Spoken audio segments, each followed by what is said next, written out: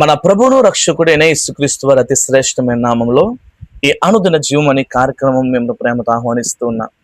ప్రియ సహోదరి సహోదరుడా, మీరు అందరూ క్షేమకరంగా ఉన్నారని నేను నమ్ముతున్నాను. దేవుని మహాకృపా కనికరం చొప్పున మీరు బలపరచబడినందుకు ప్రభువుకు మహిమ కలుగును గాక.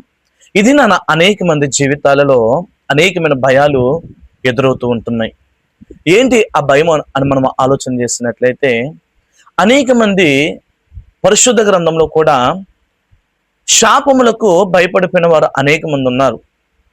నేను అంటాను, ఏ శాపము కూడా నేను ఏమీ చేయలేదు, ఎప్పుడు నువ్వు ఏమీ కాదు అని అంటే, నువ్వు దేవుని యందు పరిపూర్ణమైన విశ్వాసముతో నడిచినప్పుడు, దేవుని చొప్పున దేవుని ఇష్టం చొప్పున నువ్వు నడిచినప్పుడు, ఏ ఒక్క పాపములో నువ్వు పడిపోకుండా బ్రతికినప్పుడు, అది ఎటువంటి వారు నేను శపించినా గాని, ఎటువంటి వారు నేను భయపెట్టినా గాని ఆ భయములు నిన్ను ఏమీ చేయలేవు.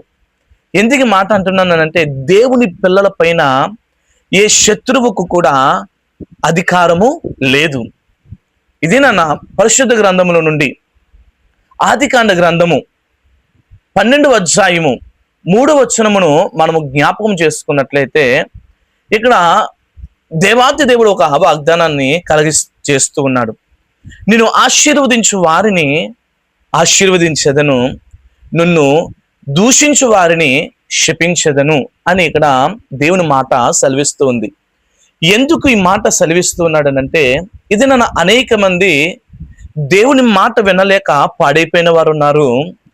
దేవుని మాట విన్న తరువాత దేవుని ఆజ్ఞ చొప్పున నడిచినప్పుడు అనేక మంది వారిని భ్రమలోనికి తీసుకువెళ్ళి వారిని భయపెట్టడానికి చూసినప్పుడు, వారి జీవితాలలో అయ్యో ఈ శాపం నాకు తగులుతుందని భయపడిపోయిన వారు అనేక మంది ఉన్నారు. కానీ దేవుడు ఆయన కవచము, ఆయన రక్షణ అనే కవచము నీ చుట్టూ ఉన్నప్పుడు, ఏంటండి, ఆయన రక్షణ అనే కవచము నీ చుట్టూ ఉన్నప్పుడు ఏ కీడు నిన్ను తాకలేదు, ఏ భయము నిన్ను ఏమీ చేయలేదని మాటను మర్చిపోవద్దు. ఆయన నిన్ను భద్రపరిచేవాడు, ఆయన నిన్ను స్థిరపరిచేవాడిని ఎంత మాత్రం మర్చిపోవద్దు.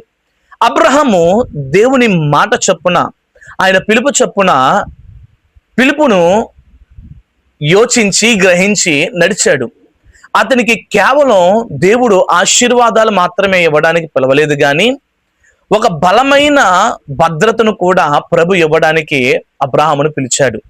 నీవు కూడా నా మాట విని అడుగు ముందుకు వేస్తే నీ బాధ్యత నాది అని దేవుడు మాటిస్తూ ఉన్నాడు. ఇదన్నా ఈ లోకములో ఉన్న ఎటువంటి వారిని వైపు నువ్వు చూడకుండగా, ఎటువంటి వారి వైపు నువ్వు చూడకుండగా, మాట ఇచ్చిన వాడు నమ్మదగిన వాడని ఆయన వైపు నువ్వు చూచి నడిచినప్పుడు ప్రభు నీ జీవితంలో ఘనమైన కార్యములు చేయడానికి ఆయన సంసిద్ధంగా ఉన్నాడు. మన జీవితాల్లో కూడా దేవుని చిత్తానికి లోబడి మనము జీవిస్తున్నప్పుడు మన పక్షాన నిలబడేది విశ్వాన్ని సృష్టించిన సర్వాధికారి అయిన దేవుడని మరిచిపోవద్దు. నీ పక్షాన దేవుడు ఒక రక్షణ కవచంగా ఉంటానని వాగ్దానం చేస్తున్నాడు. ఈ వాగ్దానం ద్వారా దేవుడు అబ్రహాము చుట్టూ ఒక అదృశ్యమైన రక్షణ కవచాన్ని ఉంచాడు. ఈ దినాన్ని కూడా నీ జీవితంలో ఆయన యందు విశ్వాసించి నమ్మకముతో నువ్వు నడిచినట్లయితే, నీ జీవితంలో ఎదురవుతున్న ప్రతి ఒక్క బాధ, వేదన, శ్రమ, శత్రు సమూహముల ముందు నీకు ఒక కవచముగా ప్రభు నిన్ను దీవించడానికి, నిన్ను బలపరచడానికి ఆయన సంసిద్ధంగా ఉన్నాడు. ఎవరైనా అబ్రహాముకు మేలు చెయ్యాలని చూస్తే దేవుడు వారిని ఆశీర్వదించడం మొదలుపెట్టాడు. అదే కీడు చెయ్యాలని ఎవరైనా వారి తలంచినప్పుడు ప్రభు వారి జీవితాలలో ఆయన చూస్తూ ఊరుకోలేడు, కానీ వారి జీవితాలలో కూడా వారి జీవితాలలో వారి కీడు ఎంతైతే కీడు చెయ్యాలని అనుకున్నారో కీడుకు రెట్టింపు కీడును కూడా వారు పొందుకున్నారు. నువ్వు మేలుకరంగా, నువ్వు ఆశీర్వాదకరంగా దేవుని యందు నడిచినప్పుడు ఆయన నీకేది కూడా తక్కువ చేయడు. దేవుని వాక్యం అంటుంది, మీరు పోరాడునది యెహోలోక సంబంధములైన దురాత్మ శక్తులతో అని అంటూ ఉన్నాడు, అంధకార సమూహములతో అని దేవుని వాక్యం సెలవిస్తుంది. నీ జీవితంలో కూడా మనుషులు నిన్ను తృణీకరించినప్పుడు, నీ పైన లేనిపోని నిందలు వేసినప్పుడు నువ్వు సొంతంగా పగ తీర్చుకోవడానికి ప్రయత్నించకూడదు, కానీ దేవునికి దానిని అప్పగించి నిబ్బరమైన మనస్సుతో నువ్వు దేవుని వెంబడించినప్పుడు ఆయనే నీకు తగిన సమయాన్న నీ తలను పైకెత్తువాడని మర్చిపోవద్దు. దావీదు జీవితంలో కూడా మనం చూస్తున్నట్లయితే దావీదు జీవితము ఎన్నో శత్రు సమూహముల పైన తన వారే తనను నిందించి వేధించి బాధించినప్పుడు దావీదు ఏమాత్రం కుమిలిపోయలేదు. నా పక్షాన యుద్ధం చేసేవాడు గొప్పవాడని దావీదు దేవునికి అప్పగించాడు. తగిన సమయంలో దేవుడు తగిన ప్రతిఫలాన్ని దావీదుకు అనుగ్రహించాడు. ఎందుకు చెప్తున్నానంటే ఈ మాట, నీ పక్షాన పోరాడే దేవుడు నీకు అన్యాయం చేసే వాడు కాదు. నీకు అన్యాయం చేసే వారికంటే చాలా గొప్పవాడైనా. ఆయన నీ స్థితిగతులను, నీ పరిస్థితులను మార్చగలిగి నిన్ను ఉన్నతమైన స్థితిలోనికి తీసుకువెళ్ళే దేవుడని మర్చిపోవద్దు. దేవుని పిల్లల పైన చెయ్యి వేయడం అది అసాధ్యము.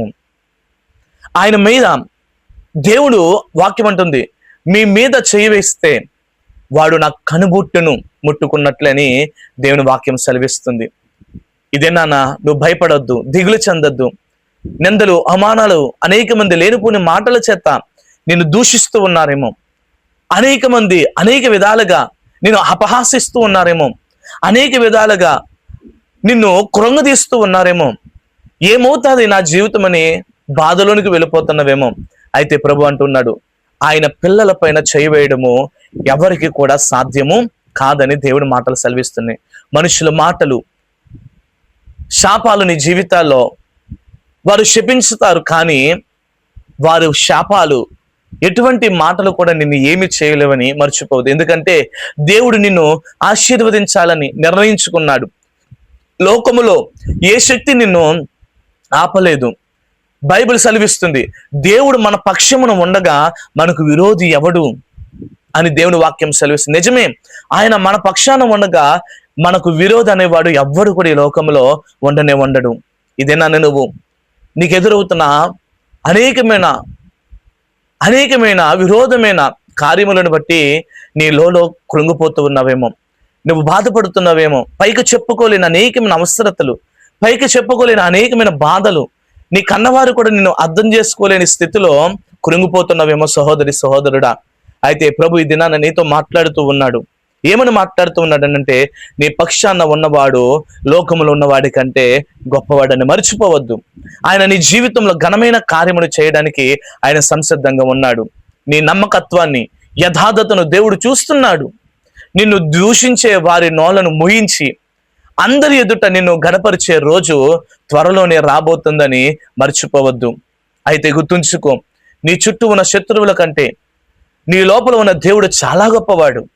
అబ్రహాము ఒంటరిగానే ప్రయాణిస్తున్నాడు, కానీ దేవుడు అతనికి కొండంత ధైర్యాన్ని ఇచ్చి ఈ రోజుల్లో మనము అబ్రహాము దగ్గర ఒక ఉన్నతమైన విశ్వాసాన్ని సంపాదించుకోవడానికి అబ్రహాముకు ఒక కొండంత ధైర్యాన్ని ఎలా అయితే కలిగించాడో, ఈరోజు లోకములో మనుషులు నిన్ను వెలివేసిన నీ వెనుక దేవుడి హస్తం ఉంది. నీకు వ్యతిరేకంగా రూపింపబడిన ఏ ఆయుధము వర్ధిల్లదు. నువ్వు చేయవలసిందల్లా ఆయన పైన పూర్ణ హృదయంతో నమ్మకం ఉంచడమే. ఆయనే నీకు అండగా నిలబడి నిన్ను కాపాడతాడని మర్చిపోవద్దు. నిన్ను ఎదిరించి వారి ఎదుట, నిన్ను బెదిరించి వారి ఎదుట ఆయన నిన్ను ఘనపరిచే రోజు ఒకరోజు రాబోతుంది. నా ప్రియ సహోదరి, సహోదరుడా, నిన్ను ఎదిరించే వారిని చూసి నువ్వెంత మాత్రం కూడా భయపడవలసిన అవసరం లేదు. ఎందుకో తెలుసా, ఆయన నీకు తోడుగా ఉన్నాడు. నిన్ను బలపరిచేవాడు గొప్పవాడని నమ్ము. నీకు విజయము ఆయన అనుగ్రహిస్తాడు. ఏ శాపము నిన్ను ఏది చేయలేదు, ఏ శాపము నిన్ను కురంగదేయలేదు. ఆయన పైన నువ్వు నమ్మకము ఉంచినట్లయితే ప్రభు నీకు సహాయము చేసి నడిపించును గాక. అటువంటి కృప ప్రభు నీకు అనుగ్రహించును గాక. ప్రార్థన చేసుకుందాం. మహాగణుడమైన మా ప్రియ తండ్రి యేసురాజా, నీకు వందనాలు.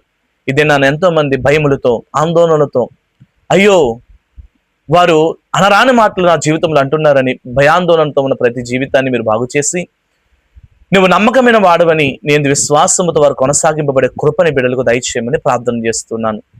ఆయన బిడ్డలందరినీ దీవించండి. దినమంతా నీ శక్తిని బలముతో మమ్మల్ని బలపరచమని, నీ కృప దేవుని చేత మమ్మల్ని నడిపించమని, దేవుని బిడ్డలందరినీ ఆశీర్వదించమని మా ప్రభుడు అయిన యేసుక్రీస్తు నామములో అడుగుచున్న మా పరమ తండ్రి, ఆమేన్. Praise the lord. దేవుడు మిమ్మల్ని, మీ కుటుంబాన్ని దీవించి ఈ దినమంతా తన కృపా కాపుదల అనుగ్రహించి నడిపించును గాక. ఆమేన్. God bless you. అందరికీ వందనాలు.